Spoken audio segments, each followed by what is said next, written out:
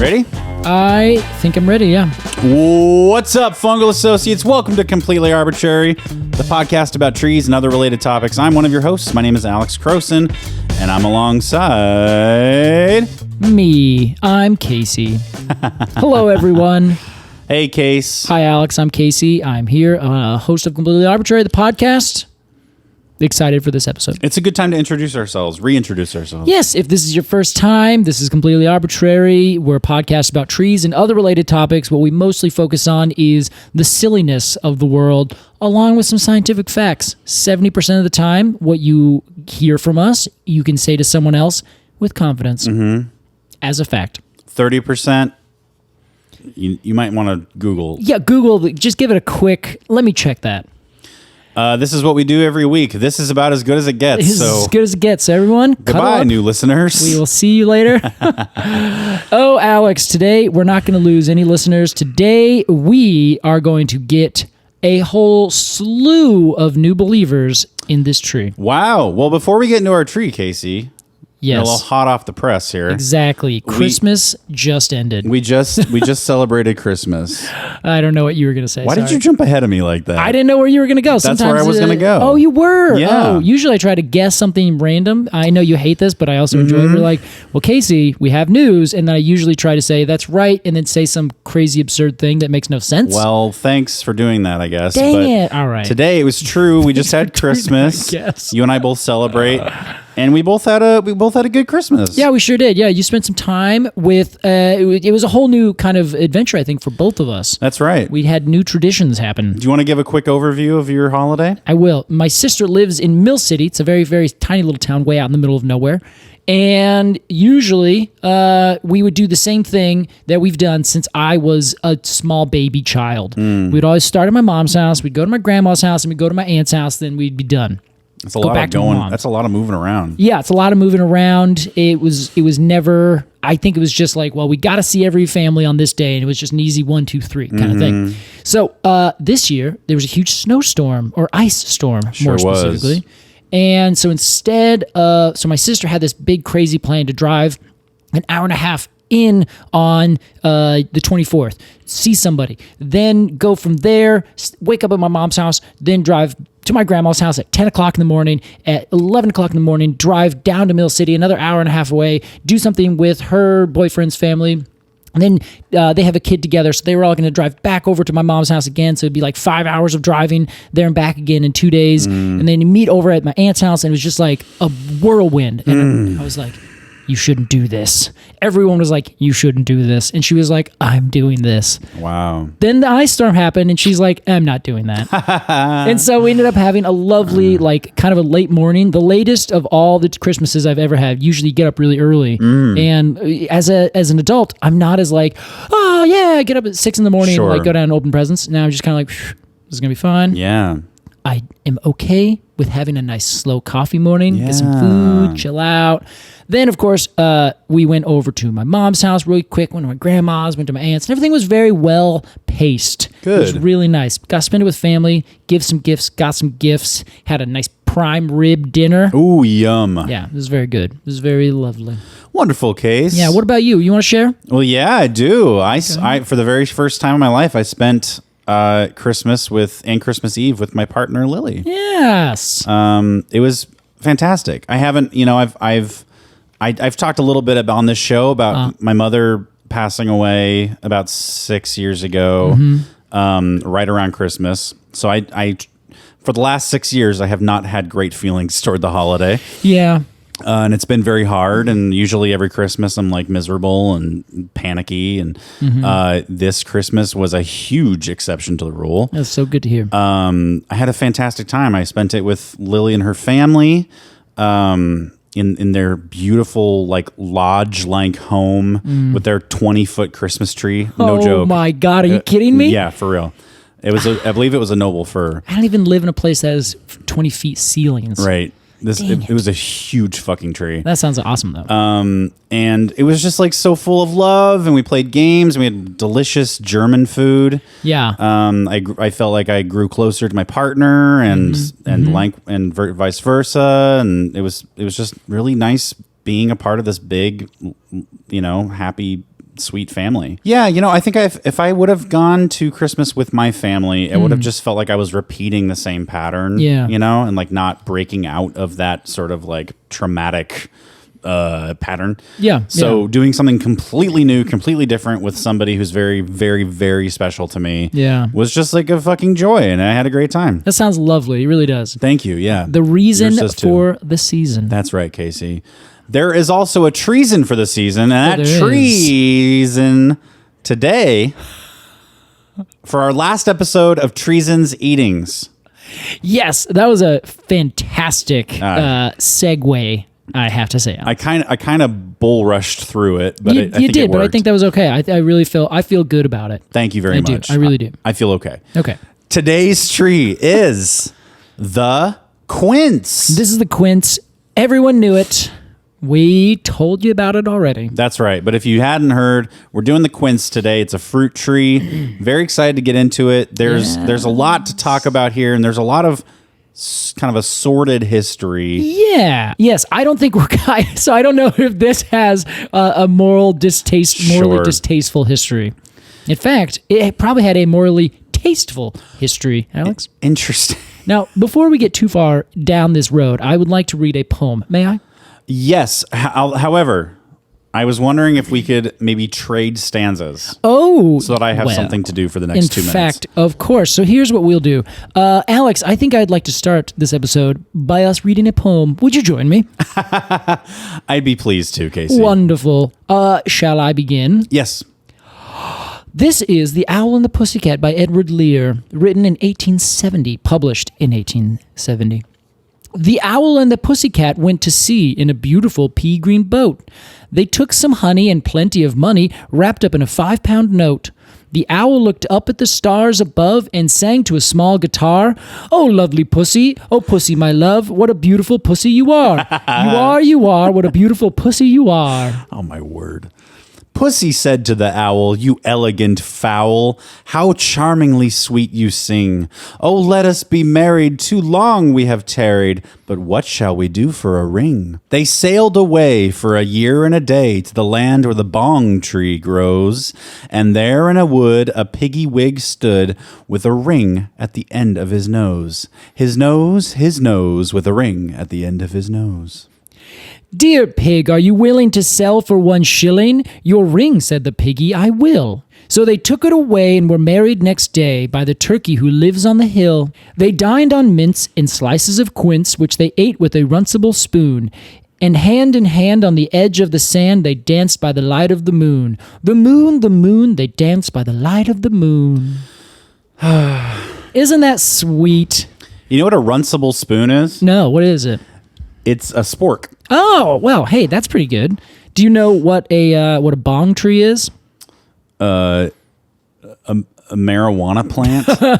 It's not the plant. It's actually where the way you smoke marijuana plant, you have to go to another tree to get the bong. I see. Yeah, what is a bong tree? I had to look this up just because I was like, what is that? This is a tree podcast. We can't just leave that question unanswered. Of course. Apparently, it's Nothaphoebe umbrellifolia. Wow. Umbelliflora. Okay. And it's an evergreen tree in the Lauraceae family, which is, it grows in like the Vietnam, kind of Southeast Asian area, from what I understand. Yeah. There's very much not a lot of info on it. Well, we might have to change that and have an episode on it. We might have to change that.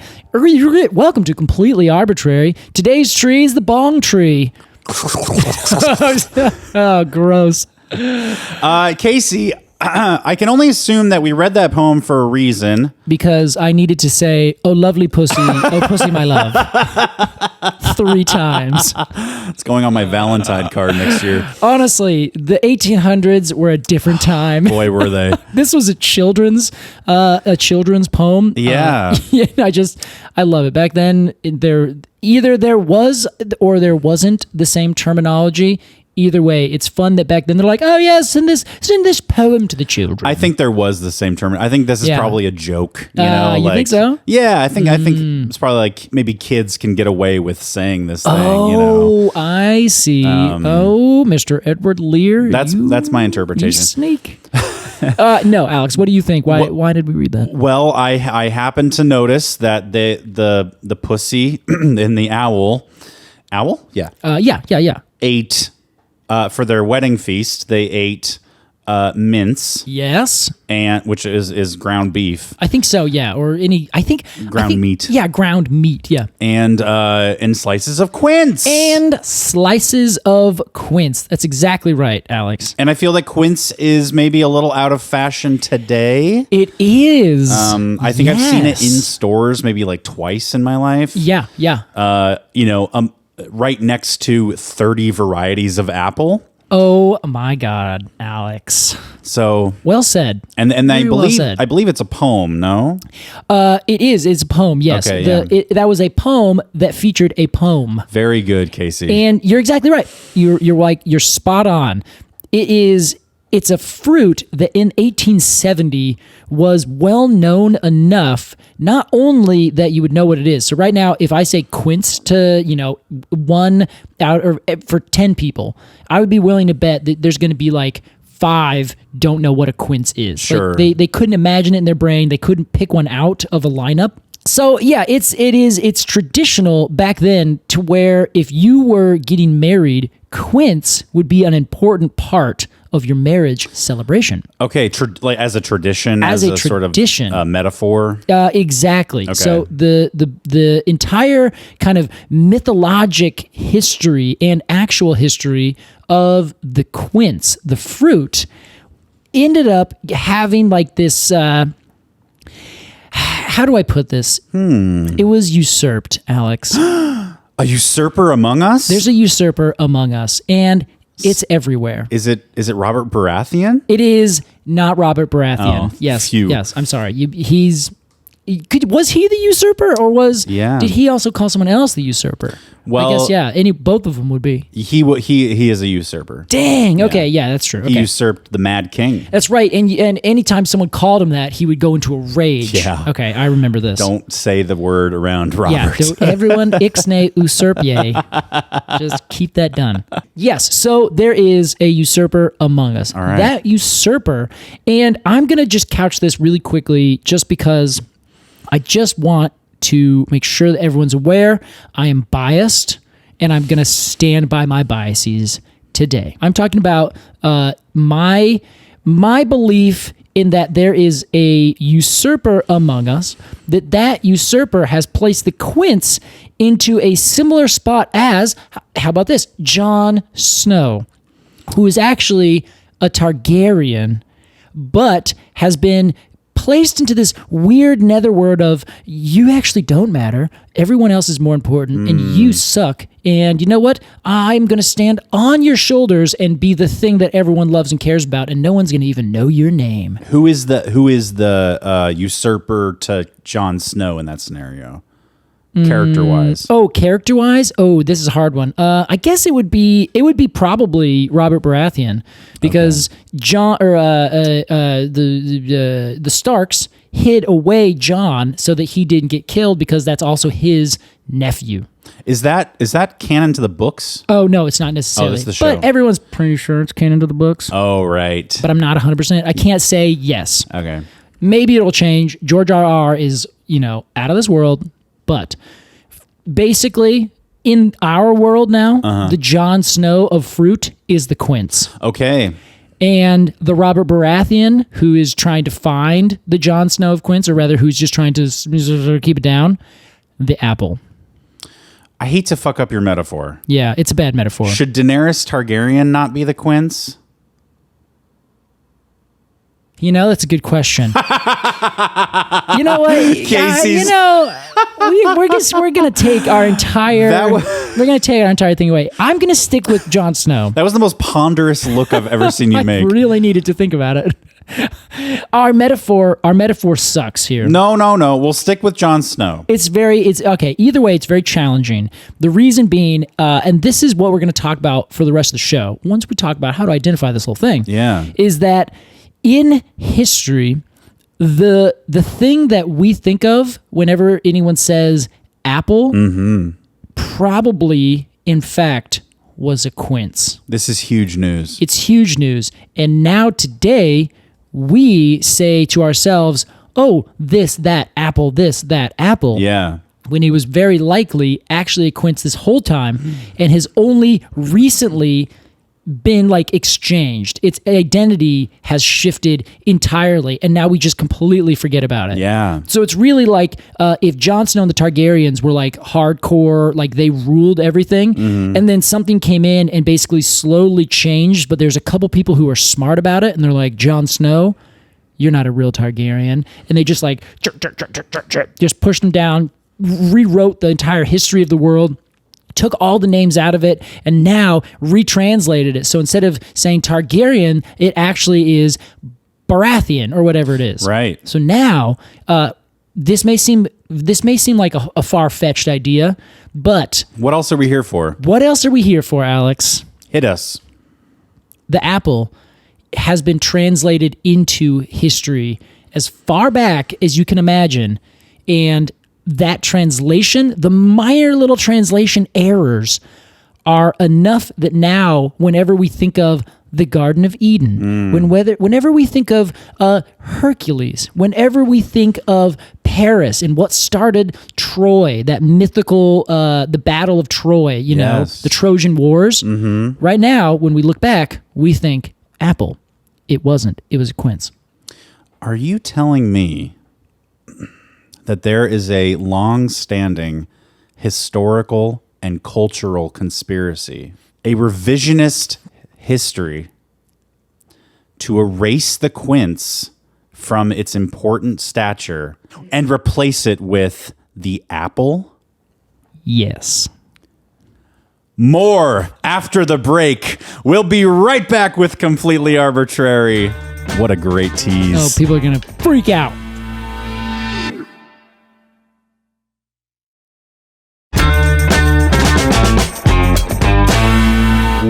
Welcome back to Completely Arbortrary. That was the most country song you've ever sang. I believe that's the theme to Welcome Back, Kotter, Oh, I don't. that show with John Travolta. Yeah. John. Johnny T. That's right. Well, Casey, we were talking about the quince, Yeah. and before we get into this big, sordid history, Nice. let's imagine that you and I know the cousin of the quince, the apple, it hails from Kazakhstan. Yes. Which is like middle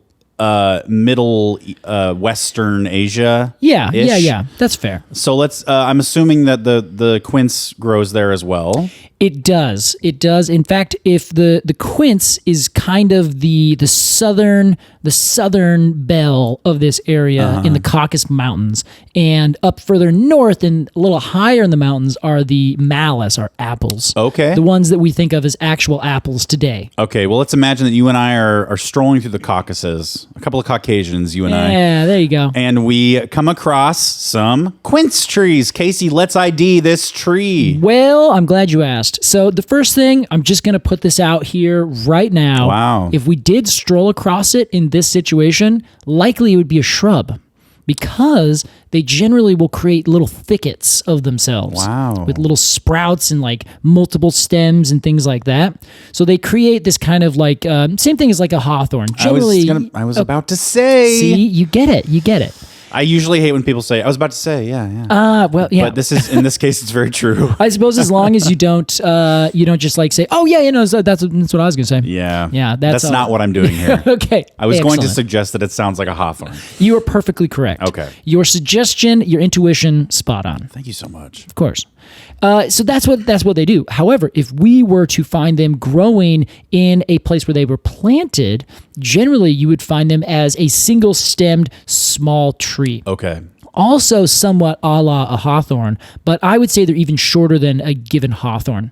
Hawthorn's maybe about 20, 25 feet. You'd be like duly surprised if you saw 20 or 25 foot tall quince. 15 maybe? That's 10, about it. 15? Pretty much, yeah. Okay. And if you go to... Like a small apple tree. Exactly, like an yeah. orchard apple tree. I would say exactly right. An orchard apple tree, but funny thing is you don't need to necessarily you don't need to prune this to stay small. Apples, if you give them a chance, they can get up to 30 or 40 feet tall. Oh, wow. Especially the varieties we have now that have like big wood and they don't kind of resprout from a lot of things like crab apples would. Mm-hmm. But yeah, a good malus, a good apple tree in an orchard, if you just let it go and give it some time, it can be pretty huge. Okay. So this guy does not do that. Okay. It stays really kind of low and kind of wide. So it gets at least as wide in terms of a crown as it does get high. Okay. That's a good way to phrase that. Yeah.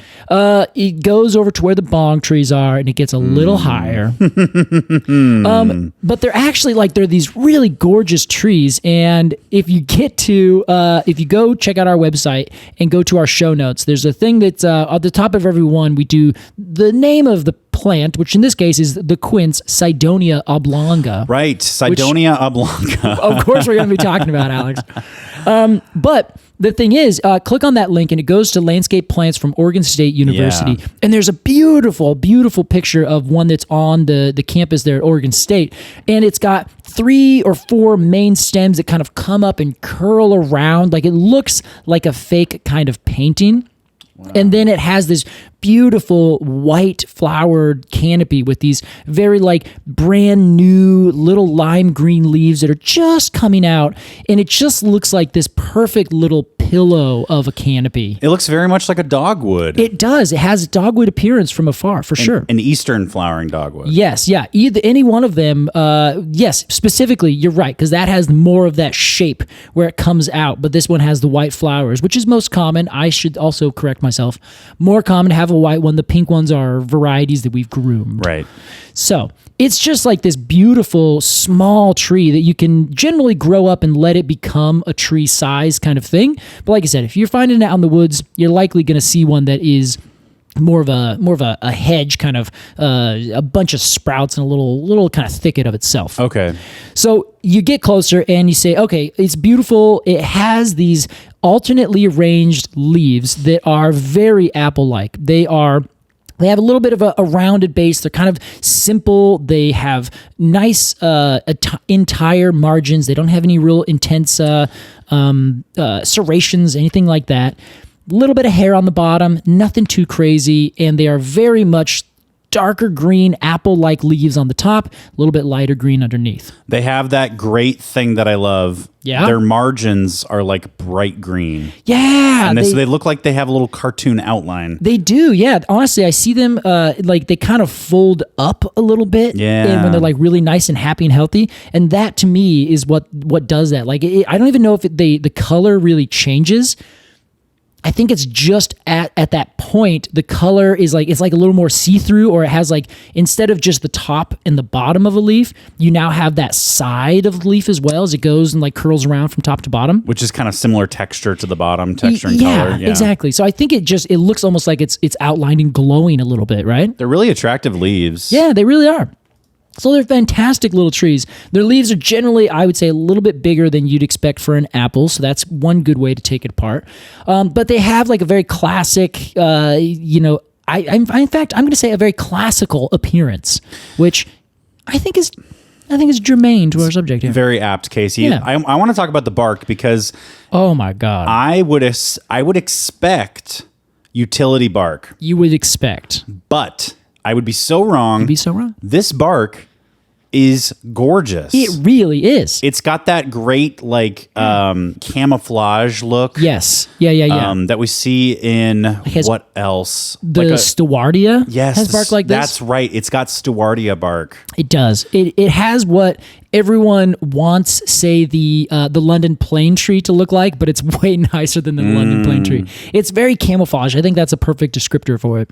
Yeah, like high fashion camouflage. Exactly. Yeah, with ochres and yellows and kind of all the earth tones you ever want. Also, the morphology of this is my job now. Please. The morphology of it's very beautiful too. It's got sort of this madrone-esque sort of sprawling spirally thing going going on. It's not near as tall as Madrone though, so you gotta get up close to see it and be like, oh, there it is. Yeah. Like you can't just be walking from afar and be like, oh, whatever, I can see it from here. You got to get up close. You got to see it because they're not huge. They're medium sized to small trees. You have to walk right up next to them and then be like, wow. Yeah, beautiful twisty limbs. I always love that. Exactly. Me too. And there's a couple trees that can grow like this. One that I think of is the strawberry tree, which is related to the Madrone, in fact, Arbutus anudo. And it also kind of has those really like sinewy looking stems that look old when they're really small because they're so like wrinkly and large. Yeah. But they're large for being a small tree, which is always kind of a weird thing to say. Like, you see a rhododendron and you're like, oh my God, that's a huge rhododendron. It's dwarfed by every other tree that's like 5 years old. Right. It's big for a shrub. Exactly. Yeah. So this is kind of big for a small tree is what we're looking at. I see. But yeah, it is. It's just like it's got this really interesting bark, which is also very apple-like. Apple, if you get a nice older apple, it develops bark kind of similar to this. Okay. But less colorful, more just like different shades of gray. It's definitely an old soul tree. Feels like it. It's got elements that I'm like, this tree is little and looks really young. Yeah. But it's got features of like an old, beautiful tree. It does. I think that's perfect. That's the exact way to look at it. class. High class. You can find this on pottery, any dump in ancient Rome. Also, Alex, have you noticed the flowers? Yes, they're also very dogwood-like. They are. A lot of people actually plant quince for the flowers. Really? Specifically. Yeah, because as we'll get into, the fruit is not eaten near as much as it used to be, especially in more northern climes, where in fact it's eaten very rarely as just a pop it off the tree, have a scarf. Yeah. They tend to be very, very sour fruit. But the flowers come out and they grow on the new growth, which is kind of an interesting thing. Usually, more commonly, I should say, if you are planting any kind of thing and you're going to prune it so that it has new growth next year, does something next year, during the summertime, a plant will put on all the buds for its next growing season. Right. Usually, that includes next year's flower buds. Not the quince. The quince has 0 flower buds on it the previous summer. Oh, wow. The new growth that starts the very spring, that is the stuff that then will go whoop and put out the flowers. Okay, so it's not a long-term investor. It's just making stuff as it goes. Yeah, it kind of does, and that makes it so you can prune the heck out of it in the wintertime, and then next year it'll have full blooms. Instead of like an apple will set its flower buds year before, so if you prune it in the wintertime, you could be cutting off all the flowers and all the apples that you could have in the future. Not so the quince. I have a word about you said they're not eaten much, especially in northern climes. Yes. I have a theory about this. Please tell me. Well, the fruits grow and are ripen in the fall, early winter, right? Yeah. So in order for a fruit to ripen and be delicious, it needs time on its plant. On the vine. Right. Yeah. So before the frost sets in. Exactly. So they're probably picked early in those northern climes, so they're bitter and shitty. That's exactly right. But if you let them mature, yes, quite. they're gonna probably have a completely different flavor. Oh my God, Alex, you're so spot on. Like your finger is literally in the keyhole. It's exactly it. Oh, it's on the pulse. Yeah, it's on the pulse. Thank you. In the keyhole. I was trying to think of a good metaphor and I couldn't come up with anything. This is a metaphor-heavy episode. You nailed it, Casey. Thank you. I nailed it with my finger right on the head of the nail. It does, and that's actually the thing. We should forget everything else we could have even talked about. The quince fruit is out of this world. So it looks like what you would imagine a pear is, but it is a pear that looks like it has the same thing that the humpback of Notre Dame had. It is a pear it is an apple wearing a pear's clothing. Yeah, that's it. Yeah, that's a great example. Or an apple wearing a pear costume. Either one. A book that I read about it this morning, specifically called Apples and Pears, Kissing Cousins to the quince. So in this case, basically what we're saying is apples, pears, and quince are just almost exactly the same thing. They're very, very closely related. They're the same kind of fruit. They are a pome, P-O-M-E, and they also share the same kind of morphology. Like they have this kind of awkward, lumpy, knobbly pear shape to them, which looks like a pear, but also is just not pear-like enough that you'll be like, that's certainly a pear. You'll be like, man, that's the most messed up pear I've ever seen. It's like a pear you don't trust. Yeah, yes, exactly. That's totally it. It's got kind of a muscular look to it, doesn't it? Yeah, it kind of looks like a pear that you've like injected with a little bit of like hormone to make it like, let's get your pear. It's a little roided. It's a roided? Yeah, this is a roided pear. Yeah. But, oh my God, it's like this kind of like a very, very light yellow-green as it starts to really get mature. Mm-hmm. As it matures, it becomes this kind of like dark yellow, and it just becomes more and more of a thorough yellow color. Yeah. And it has this very, very light dusting of pubescent hairs on it, so it kind of is covered in fuzz like what you'd think a peach is like.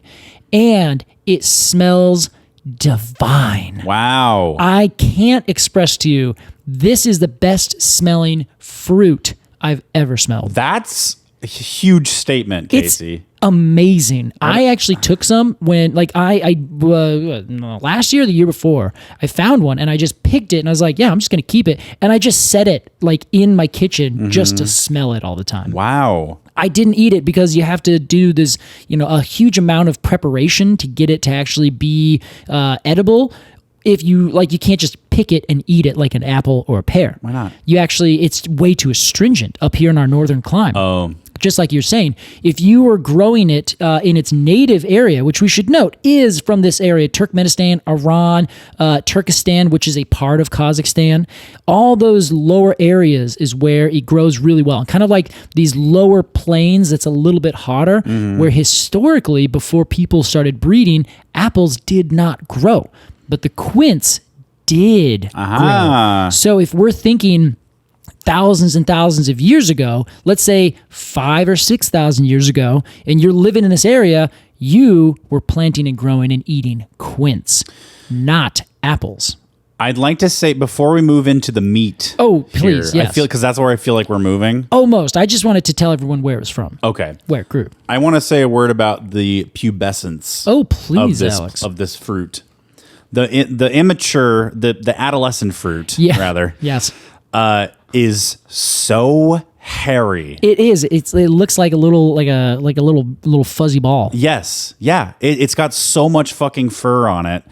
As the fruit matures, it loses that and it becomes more of like peach fuzz. Yeah. But those brand new fruit are so fucking hairy. They are. They're just like little, you can like rub it. Is that, evolutionarily, is that to protect from the elements? I really am not 100% sure. I'm thinking of it in the same way that hair protects mammals, right? Yeah. It might help. A lot of times hairiness in the floral world is a means of helping to keep moisture close to whatever it is. Okay. So that might be a thing, but I also think I feel like this is mostly not necessary because it's not growing in a place that requires a lot of heat. Yeah. So I really don't know. This is a very good question. It might be one of those outdated evolutionary things that was never like worked out of the gene pool. Yeah, it's like, who cares? It's not causing any trouble, so they just kind of stayed along. Yeah, because a lot of leaves do the same thing where when they're very young, they have a lot of pubescence on them, and then as they mature, that kind of goes away. Okay. So I don't know 100% where that comes from. I'll have to look into this. Yeah. Very curious, yeah. So Alex, we have to touch on something that I think is extremely important here, which is specifically the name of our plant. Now, this goes back a long ways. Are you familiar with Cydonia? I know the Knights. You better know the Knights of Cydonia. God, that's such a good. I have shown that music video to several people recently who had never seen it, and I was like, oh my god. It's a classic. It's extremely cool. We're gonna put it on our show notes. It's one of the best music videos of all time. My musical tastes have changed a lot. Sure. Just my taste in general. Muse is almost like hilariously dramatic now. You know, awesome. I used to think they were fucking cool, and now I'm like, oh boy, these I guys. love them still. I think cringy. it's so good. I think it's just so good. They are larger than life. Yes, And that's true. That's what I love about it. I guess that's their thing. Yeah, he also has a very specific way of singing, like the way the guy writes all of his songs. So it's like, like it's very like everything is really drawn out, like an opera. Like he doesn't ever say things fast, where he's like ba da da ba da ba ba da da da. Like his lyrics are very like paintbrushes. Yeah, strokes. Yeah, it's a nice way of putting it, Case. Yeah, thank you. So I got bad news, though. This is not the Cydonia that we're talking about. Well, it's unfortunate. I know, it's very unfortunate. Cydonia is a city that's on the north shore of the island of Crete, which is now known as Khania. North Shore? That is actually the same name for Quince and for Cydonia. Cydonia oblonga is the scientific name. That comes from Cydonia being the place that these were named after, probably by the Romans initially.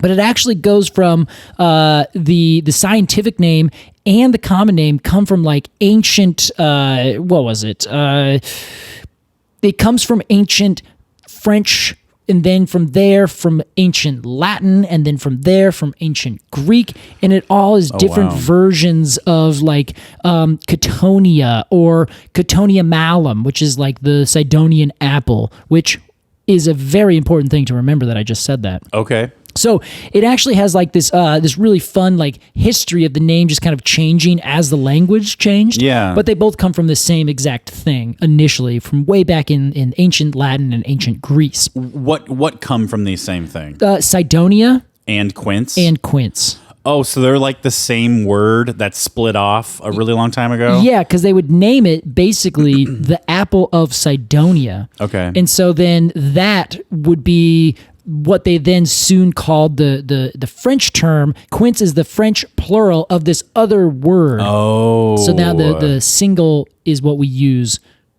So now we use Quince as the single and the plural, or I think, give me some of those Quince. Also, I could say, give me that Quince. I see. So it comes from this long line of words just from, essentially all the old languages that mixed together way back when. Very cool.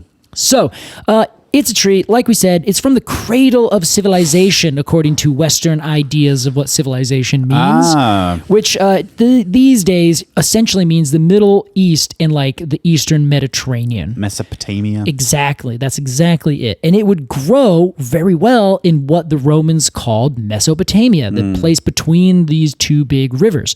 So that is essentially Iran and Turkmenistan and like these low valleys where they would initially create all sorts of, different kinds of agriculture. This is one of those trees that was grown and planted in this area and then slowly but surely moved over to this land called Crete. And now when the Romans found it, they're like, oh, yes, it's the apple from Crete.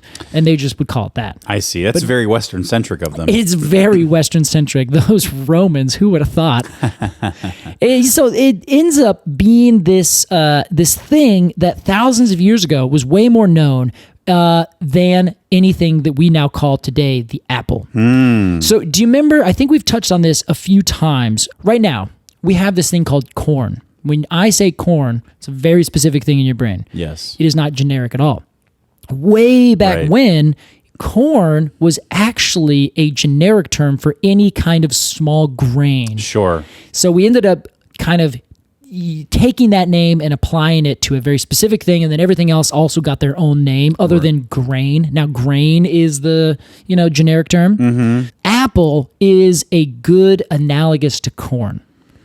Okay, where apple was a word that was used to apply to maybe pears, quince. Yes, it was other poems. It was essentially the term for the apple and the quince and any other kind of foreign fruit is what they would call it. Oh, okay. Well, yeah, I know that, scholars of like theologians, of the Bible specifically, will say that when the Bible says apple or whatever, like the new translation, what that really means is fruit? Alex, I'm so happy you said that. Oh, is this a transition accidentally? That is a perfect transition.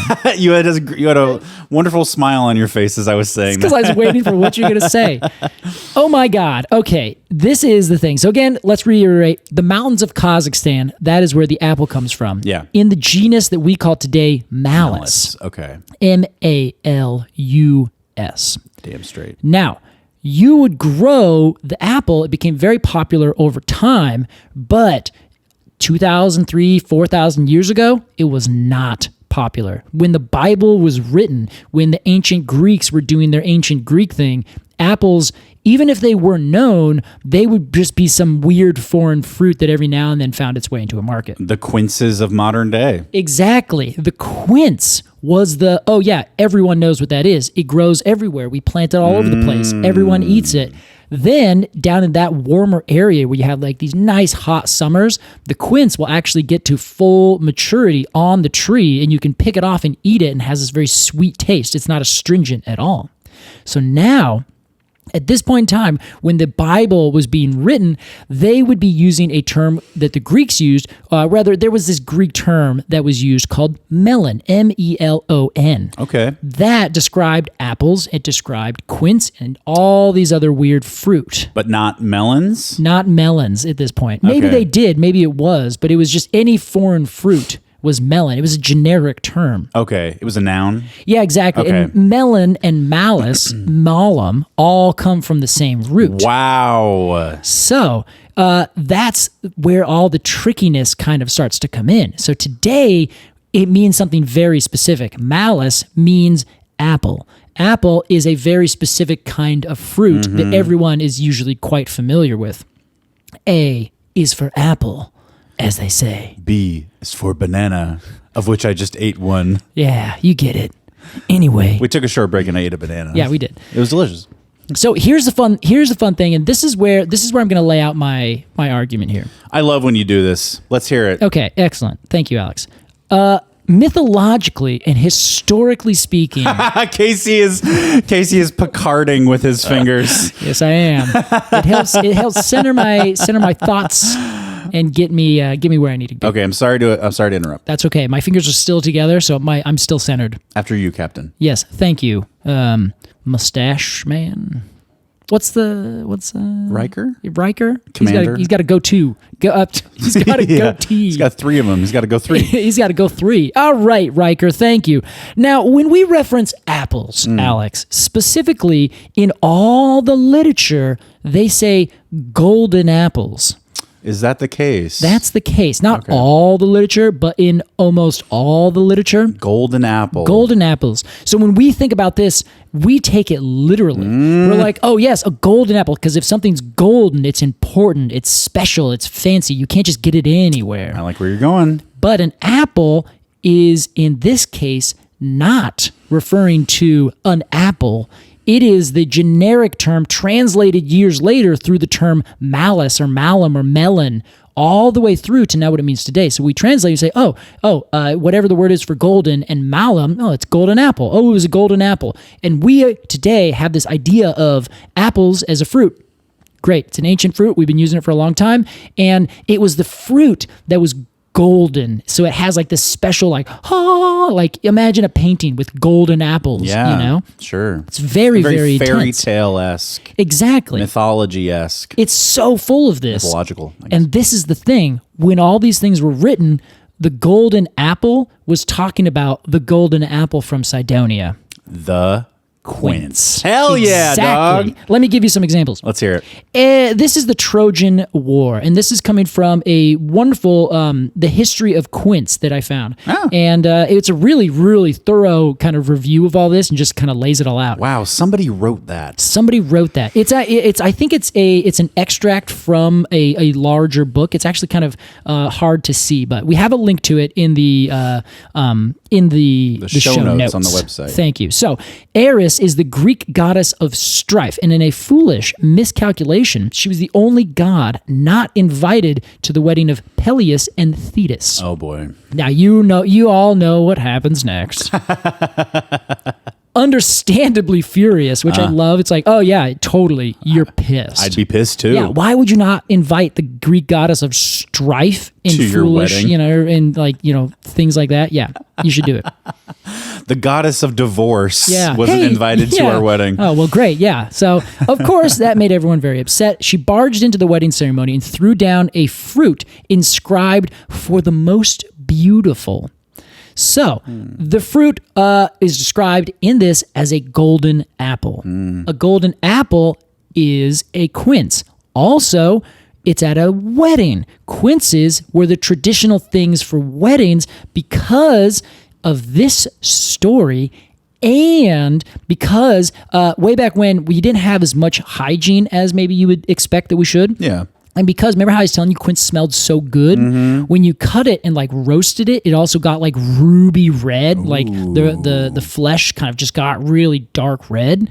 That was all signs of like sexuality and fertility and things like that. So it started again with this story. Also, it had this mythos of having everything to do with love and fertility and that kind of thing. And when you smell it, it smells so good. Where they like, oh well, this must freshen your breath, and you rub it on your armpits and you smell better. So it was like this.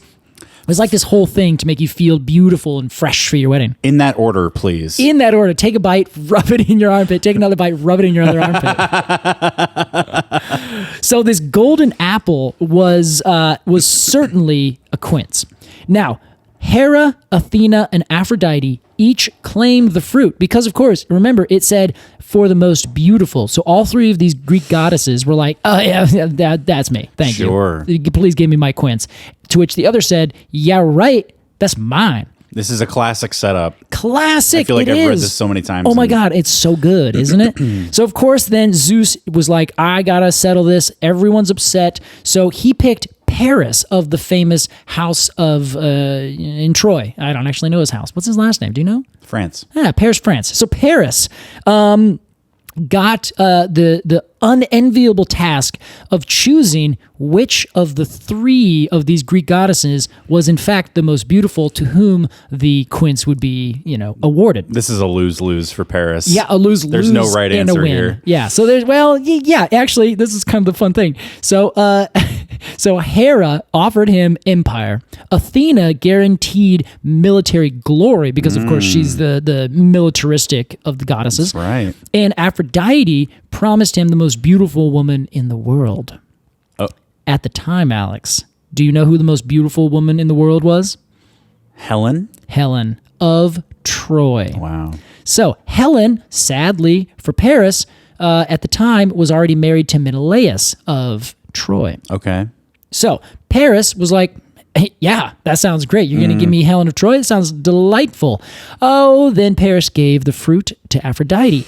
Aphrodite, in turn, helped him win Helen, thereby sparking the Trojan War and destroying his entire house. Wow. Paris, gone. And his brother, gone. That's what you get for treating a woman like a trophy. Yeah, so anyway, the main result, of course, is that the quince has been regarded as Aphrodite's fruit. I see. So now it was given by Paris to her. She is the most beautiful. And it was like, and Aphrodite is the goddess of love and fertility and all these things. So it was the thing for love and marriage and all these things. So after this, it became the traditional fruit to have with your minces. You had your quinces at your wedding if you are an owl and a pussy.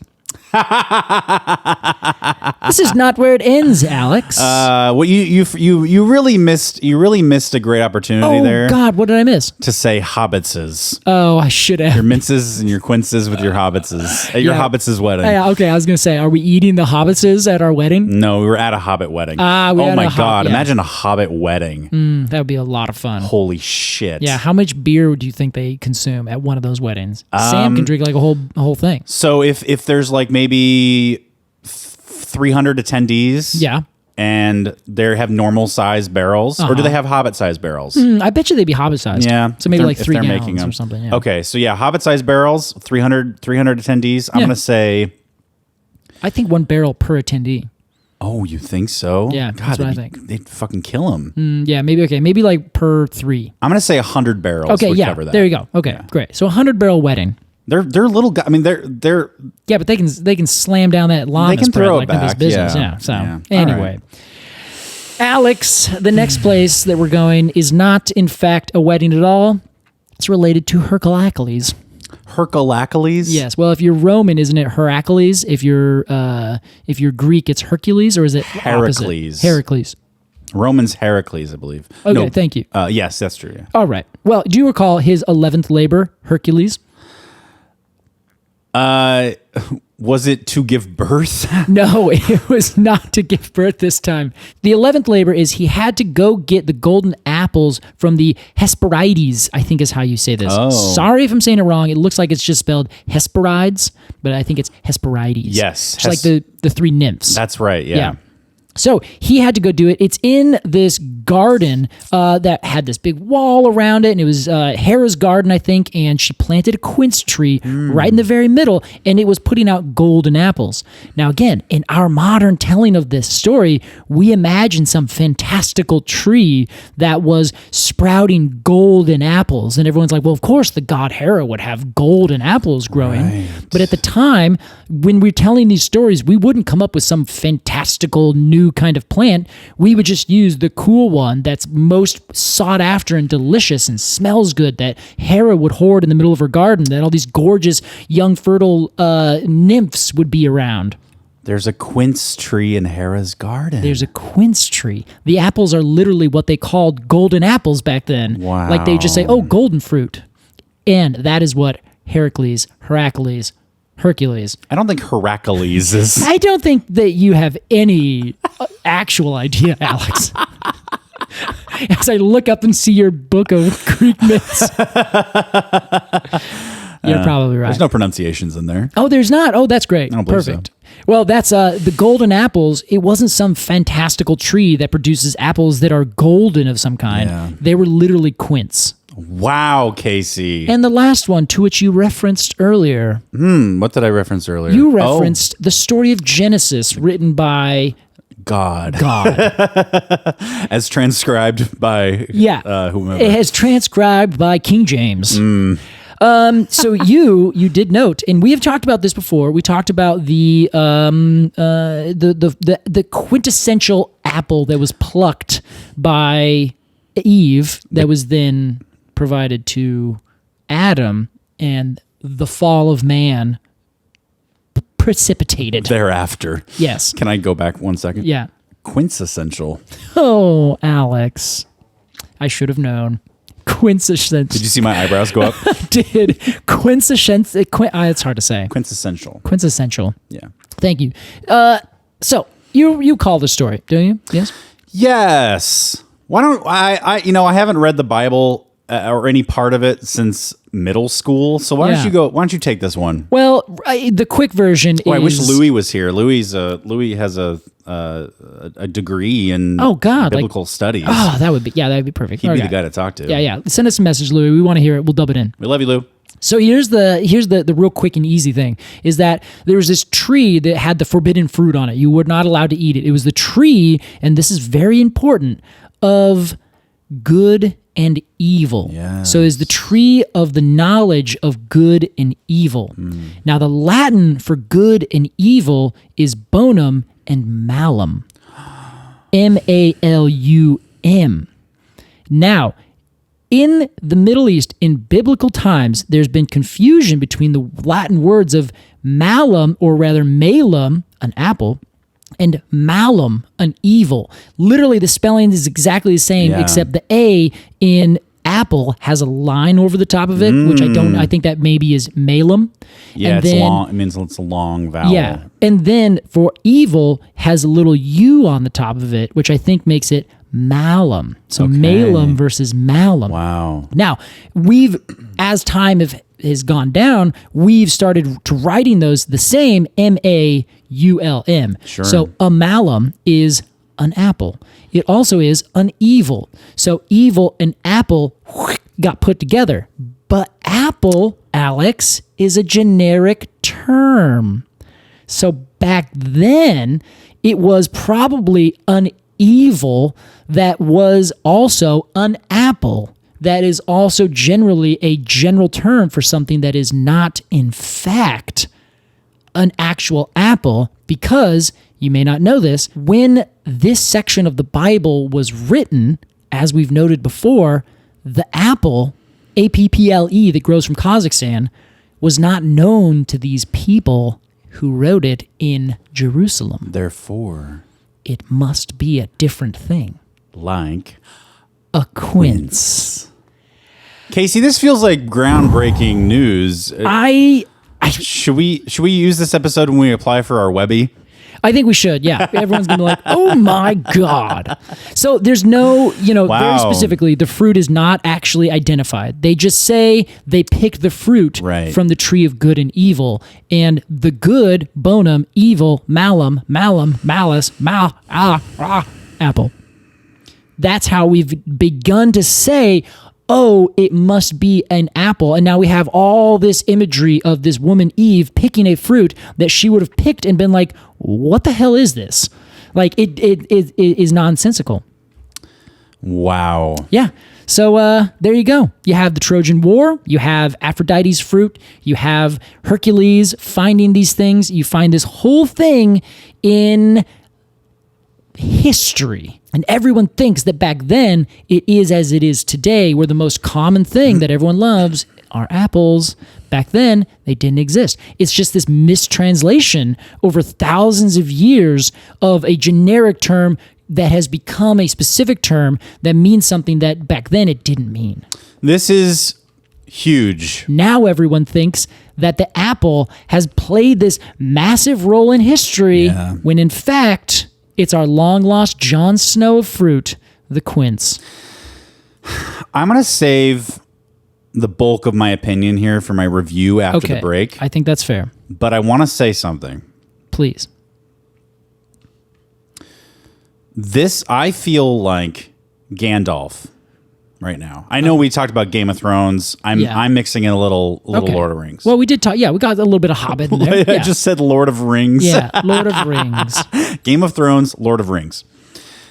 When Gandalf goes to the Citadel, to learn up on the One Ring, and he discovers that Frodo is in possession of the One Ring. Yeah. That's a bit how I feel as a tree podcaster, discovering that the quince is actually a part of all these stories when this whole time we thought it was an apple. We thought it was an apple. And with that, we'll send it to a break, but we will be right back with our review of the mighty, mighty quince.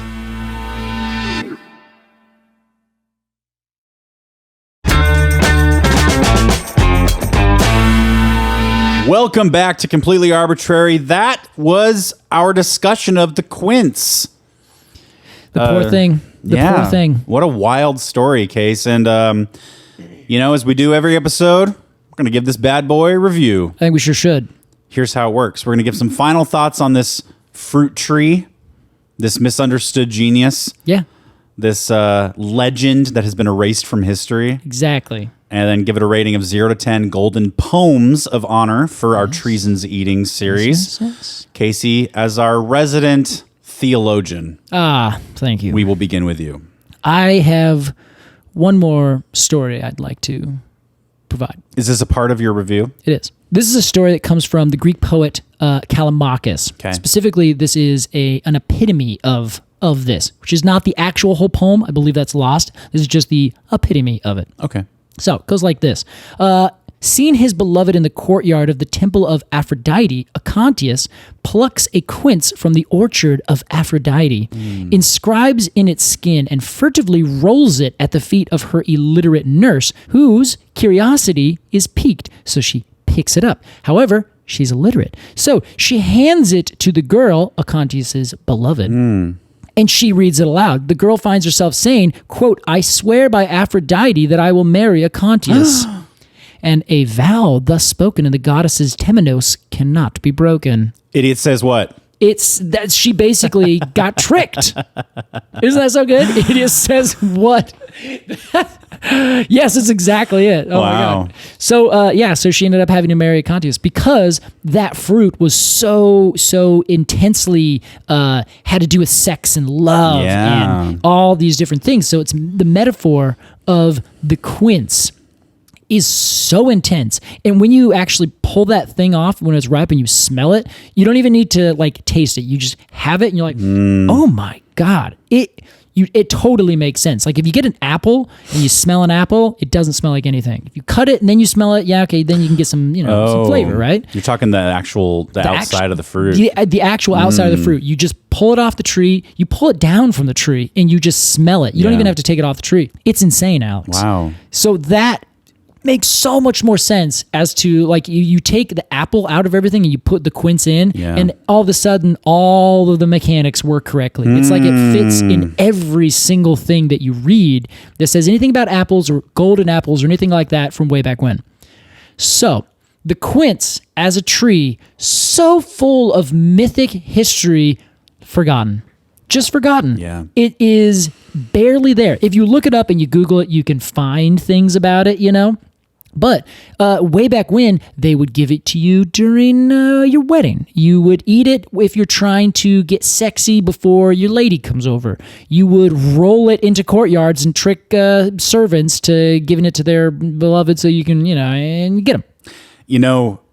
Even when you Google quince, the first thing that comes up is like a brand called Quince. Oh my God, really? Yeah, I bet you that wouldn't happen with Apple. Yeah, exactly. See? So Apple, this is why I use Jon Snow as a metaphor. The joke is that it would because Apple is a huge brand. What? Oh, dude, Alex, you got to forgive me sometimes. I literally winks at you. I know, but I thought you were just making a specific comment, being that apples are so well known that it...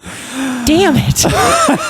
My brain just thought you were talking about apples this whole time. I didn't. All right. I missed that entirely. Continue. Like that didn't even go over my head. That smashed on my face. All right, fair enough. Sorry. No, I'm sorry. Alex. No, I'm sorry. I'm sorry.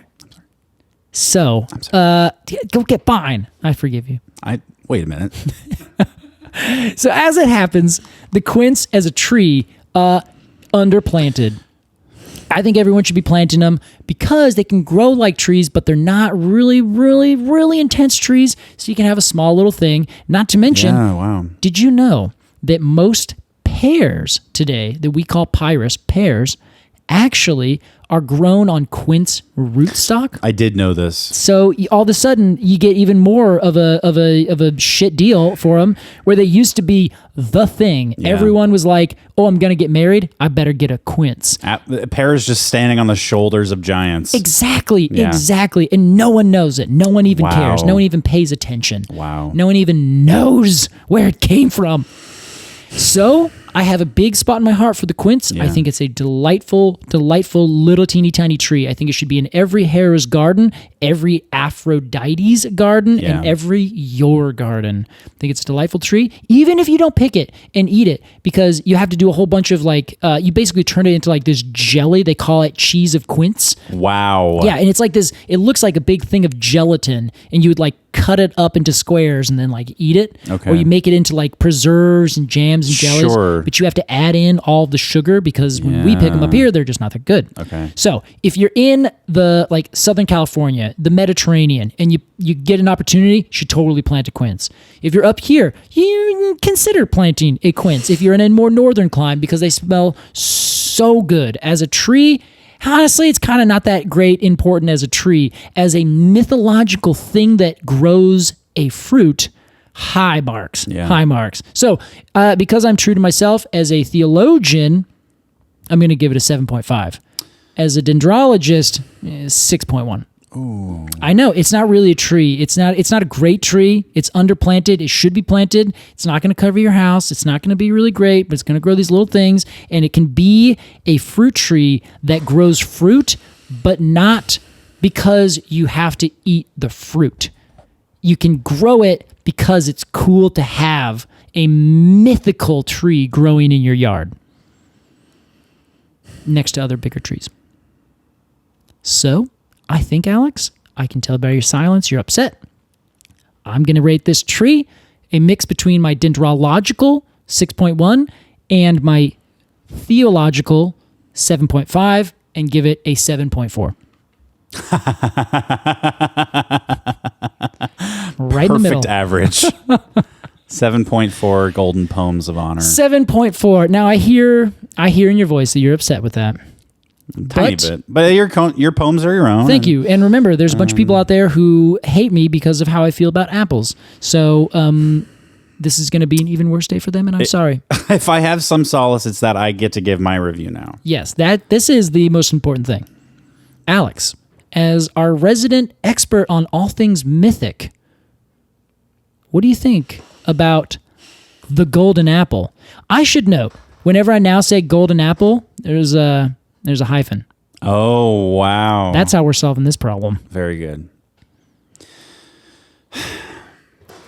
Alex is getting up. He's walking. Now he looks pacing. He looks like he's got a really intense mount. Like something's weighing on him. Like if this was a Quentin Tarantino movie, he'd come over and punch me, or he'd shoot me from right there. I hope he doesn't do that. Oh God. Okay, it's fine. It's fine. It was just a finger. He's sitting down. He's breathing. You can hear this. He put his headphones on backwards. The quince. I love a mythological tree. Okay. Two of my favorite trees that we've covered on this show are the pomegranate Yeah. and the hawthorn. Yes. Both are very closely related to myth and magic. Yep. I love myth and magic. I had no idea that the quince was sort of this underground, like this rat king, you know, Yeah. this buried legend. Yeah. You gotta like dust it off. What is this? The quince? Quinky? And as we were telling all these stories, I'm like, holy shit, this is like up there with the pomegranate. Yeah. And I believe I gave the pomegranate 10 golden cones of honor. Did I not? I don't think you did. I gave it in the 9s. Then. You gave it a high score for sure. I would be totally untrue to myself to not give the quince a comparative score. Wow. And since I think there's a lot of things at play, the mythology, the magic, the sort of underdog aspect, which I love an underdog. Yeah. It's sort of unpaid dues, you know? Yeah. Oh, you mean like Like it deserves a reputation, and it currently has none. And Casey, this is our last episode of 2022. sis, that's right. And I kind of feel like using my executive power and going out with a bang, I'm going to give the quince 10 golden poems of honor. You're kidding me. I am not kidding you. Alex, I am blown away. Yeah, there you I go. had no idea that you could even feel this way. I feel this way. Even at that, I'm speechless. It's true. And I'll tell you this too. You give it an arborist score that's lower than your sort of like cultural score, you know? Okay. I give it an arborist score right up there. It's a beautiful little tree. It looks like a dogwood, but it grows a delicious legendary fruit. Okay. It's got beautiful little white flowers. Oh my God. It's got stewardia bark. It's got madrone twists and curves. It's true. Look at her. She's curvy. It's true. It's You know what I'm beautiful. saying? I do. I know This what you're thing saying. is a hit. I feel you. What the fuck are you thinking? It's, you know what, Alex, you're right. I feel you here, and I have to stick with it. I know. I'm not trying to get you to revise take your it. score. Listen. I'm gonna take it. Oh, you're such a hero. I thank you. I am. Everyone, I'm doing this for you, for everyone else in the world who's like not a 10. I don't care. I am stunned. I think you've given 10s to at least 3 or 4 different fruit trees. This has got to be one of them. I love fruit. There's chocolate and peach, and then now the quince and the mango. The mango, yeah. That is, we know we're starting to get some actual data here with knowing how we score things. That is, you can see what's important to me. You can see what's important to each of us. Chocolate and fruit. Chocolate. Oh my God. Yeah, there you go. 10 golden poems of honor. 10 Proudly, I give it my stump of approval. You sing it, Alex. Yeah, the once and future Quing. Casey, that was our review of the Quince. It's time for a game. This is a new one. Let's do it. For our last episode of the year, we have a fun new game that I think should be kind of cool. This game is called First Tree, Last Tree. Here's how it works. I will name a tree, either scientific or common. Okay. You will then take the last letter of that tree's name, and think of a tree that begins with that letter. Yes. Okay. I will then take the last letter of that tree and think of a tree that begins with that letter. I see. And we'll just go back and forth kind of at a good, as fast as we can. Okay. And see how long we can go naming these trees. All right. I'm going to try to do scientific names. Well, that's fine, but you can also use common if it comes down to it. All right. I'll probably use mostly common. Yeah. Okay. So, yeah. I just thought about like, how can I really challenge myself? But I think this game is going to be challenging nonetheless. I think so too, Case. All right. Alex, give me 30 seconds on the clock. We're not going to set a timer. Here we go, Casey. Are you ready? Let's do it. My first tree. Okay. Dogwood. Dogwood. I'm going to say Diospyros virginiana. I am going to say Arborvitae. That ends with an E, which is going to be an elm. Malice. Malice. Okay, S. I'm not supposed to say that, am I? Shagbark hickory. Yellow pine. English laurel. Lodgepole pine. Oh. European beech. Hickory. Oh, okay. Well, okay. let me think of a different one. You already said hickory. I said shagbark hickory. Yeah. Okay. Hickory. Okay, is there anyone screaming out there being like, this one? Yeah. I bet you there is. probably. Okay, yew. White bark pine. Oh, okay. All right. All these E's are really hard, Yeah, Alex. sorry. Okay, E. European larch? I already said European beech. Can I use European different over tree. again? Yeah, European of course. larch. Hell yeah. All right. Scratch that from the record. Oh, no, another H. Okay, yeah, this is really stretching my brain right now. Himalayan short bark. That's not a tree. All right, I lose that round. Wow, okay, all right, one for me. Shit, this is hard. We can't use any of those same trees. Okay, now you All start. right, I gotta think of an E. That's what I really need, is to think of at least one more E thing. Yeah, there's a lot of E's for pine. Yeah, exactly. All right. I am going to start with Chamaecyparis lawsoniana. Apple. All right. Which is different from malice. It's different from malice. That is true. I'm going to say English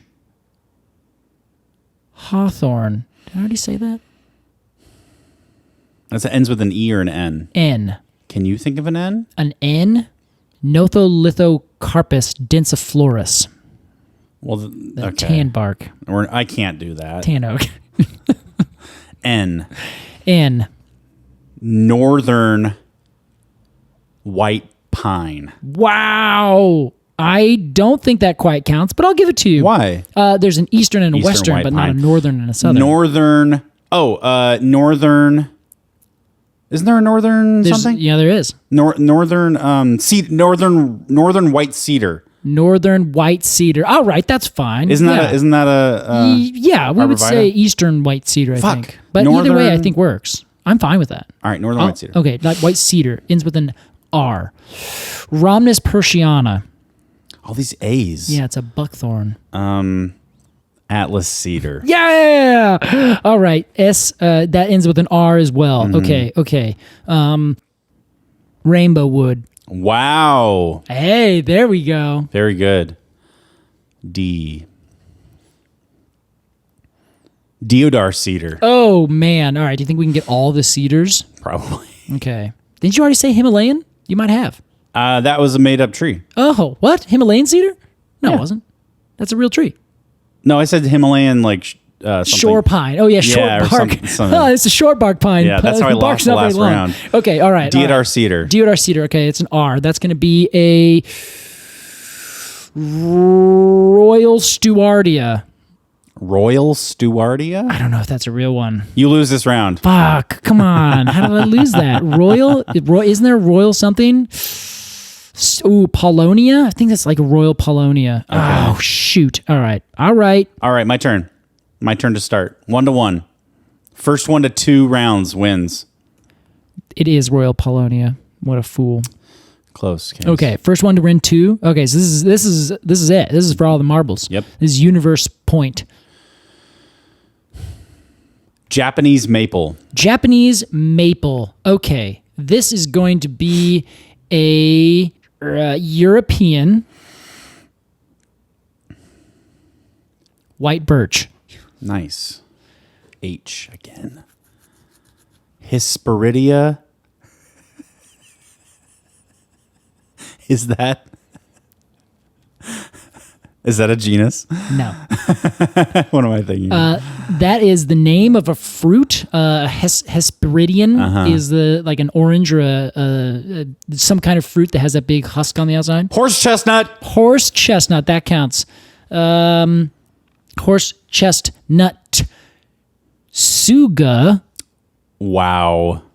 Chinensis. I roll my eyes at you, sir. Please. Chinensis. Yes. Sugar maple. Oh, okay. With another E. Yeah, sorry. It's okay. We're gonna do this. E is for cookie. English walnut. Yes. Nice. Texas Hold'em. Oh. Casey, you win. First tree, last tree. Honestly, that was way harder than I expected. Like, yeah, it's hard to think on the spot like that. Well, that was a good first try at that new game. Yeah, it's we'll very have to play curious. it more in the new year. Yeah, I would love to do it again with a different category. Oh yeah, you know, like tree terms or something. Ooh, that'd be hard. Scottish botanists. Oh God. Oh jeez. Well, that was first tree, last tree. Casey, I would like to introduce a new tradition. Oh my gosh, this yes. is a surprise to you. Okay, yeah. Instead of doing a Q&A, okay, this being our very last episode of the year, okay, I would like to do a short reflection and projection into the next year. All right. How you think this year went for Completely Arbortrary and what you're looking forward to next year. And I'd like to make this a tradition every last episode of the year. I see. All right. Well, starting today, a lot of times my crews would call this a rosebud thorn. Yes, right. So, yes, we can do a rose family flower, a Cydonia flower, thorn, bud. I think perfect comedic timing. Thank you. I am brilliant, they say. So what do you think, Case? What was your rose? What was your rose this year? Your thorn, and what do you think is going to be your rose next year? Well, I think my rose this year, I think certainly must be the road trip in the adventure that I was lucky enough to be able to go on in the earlier spring. Oh yes, that was something I've never been able to do. That was huge. Being someone who works for a living, Mm-hmm. but then you and I creating the show gave me the opportunity to discuss with you this possibility, and you were gracious enough to say, I will support you on this. Let's make it happen. And that was spectacular. I spent, just over 2 months driving around doing a bunch of cool things. Yeah. And you kept the home front cooking, and we had used a lot of our time before that to put together all the shows through that. Mm-hmm. That was really great. I thought that was something really special. Not a lot of people can do that.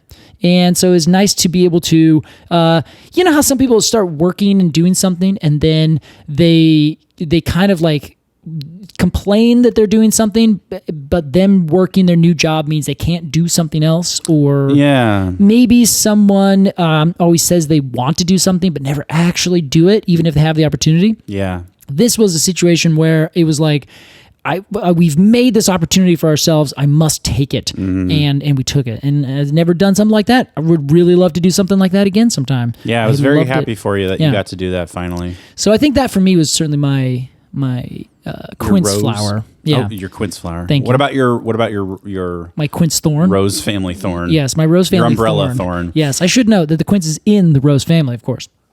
It is. I think the thorn this year would be. I feel like growing pains might be the best term for it. Where you and I have put a lot of effort into, building up what is essentially a small business, selling things and getting things moving forward, which has been really great. But I think the issue with that is that we don't know what we're doing. I think so. We're trying to learn, we're reaching out to our networks and trying to become, a really, really solid program and trying to put out a bunch of stuff. And it's just been a bumpy road, I think, trying to really get ourselves to that next level and find, what works for us, what works for you guys, what does everyone want to hear, what do we have the bandwidth to produce, and all that kind of thing. Yeah. So we're working on that still to this day.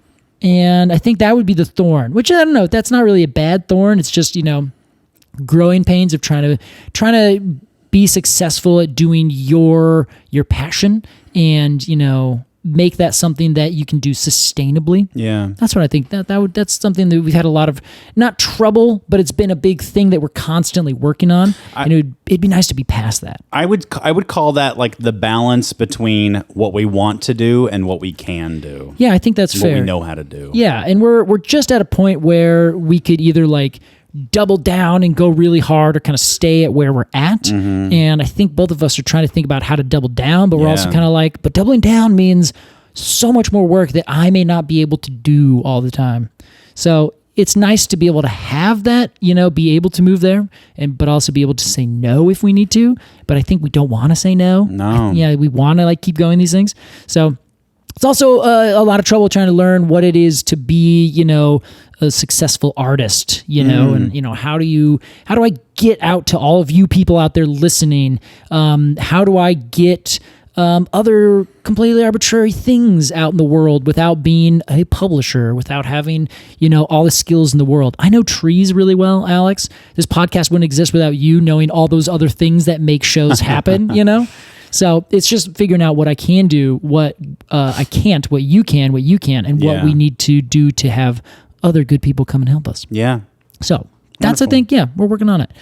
My bud is getting to the other side of that. Yeah. Next year, we've put a lot of things in place that are just starting to pay dividends. And I don't mean this in a, we've been investing in a strict sense, but in the metaphorical sense where we have been investing in what we can do in the future in terms of systems and getting things in place and trying to come up with new ideas and kind of new media to put out. And so I'm really looking forward to that. I think we're at a good jumping off point. Yeah, for sure we are. And I hope it's not too much. I mean, maybe we shouldn't even say this, but there is a particularly big pulsating bud. Yeah. That you and I are very excited about right now that could lead to pretty incredible things. Exactly. For you, for me, for this podcast. But we don't want to talk about it. Yeah, we'll tell you when it actually happens. Yeah, if and when it happens, but it's a big deal. And it's a big deal. That would be my bud as well, Casey. That big bud. Yeah, know the one I'm talking about. I know the one you're talking about. Are we doing personal rose and thorn or business rose and thorn? I kind of imagined arbitrary rose and thorn. This was arbitrary. Okay. This was related to the podcast specifically. I think for me. But you can do either. I don't mind. So my arbitrary rose this year. It is a joy and a privilege and an honor to have a job that allows me to do a bunch of other stuff too. You feel the same way? I do. To be given the time to make music mostly and have a social life and now romantic life. Oh, just saying. Wow. Humble brag. Humble brag. I have 6 lives. I'm almost a cat. It's just it's such a, I feel so fortunate and grateful for the life that you and I have have built for ourselves. Yeah, it is really nice. It's great. That's my rose. It's just that continued thing. The continued support and community of, being able to do this and other things. Of course, yeah. I mean, we owe it literally all to anybody who's listening to this. But you and I did a lot. You and I have worked really hard for this. Yeah, we really have.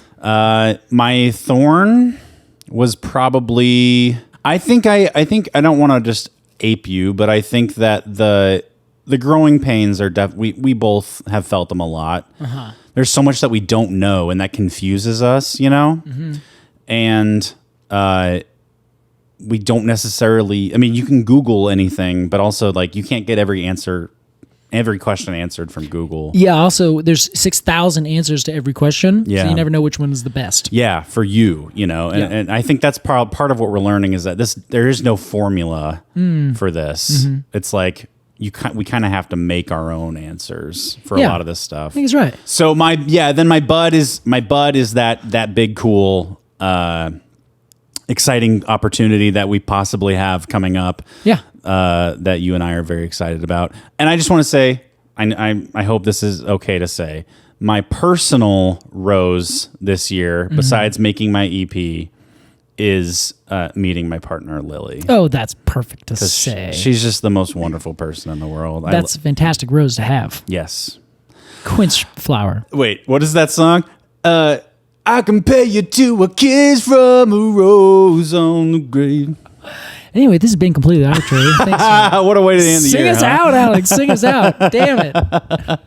Happy New Year, everybody. Yeah, thank you. It'll be coming in mere days. Yeah, thank you so much for listening and being so supportive and giving Casey and I a platform to bullshit about trees and sharing with your friends. That's hugely important, and people you know, and social media and all that shit, and just having our backs. Yeah. I think that's the best way to describe it. Yeah. You guys have been there this whole time. You will be there at the next turn, and we will also be there, which is very exciting. Yeah. So if you guys, each of this show, or personally, have a rosebud thorn, send it our way. Yeah. arbitrarypod@gmail.com. Best place to find us. We hope you look forward to a full new year of this show. Yeah. And we already spent our bonus episode when we were all sick, so there's no break. You get a brand new episode starting at the very beginning of the year. Thank you so much for listening to this year of Completely Arbitrary. We'll see you next year. Bye. Au revoir.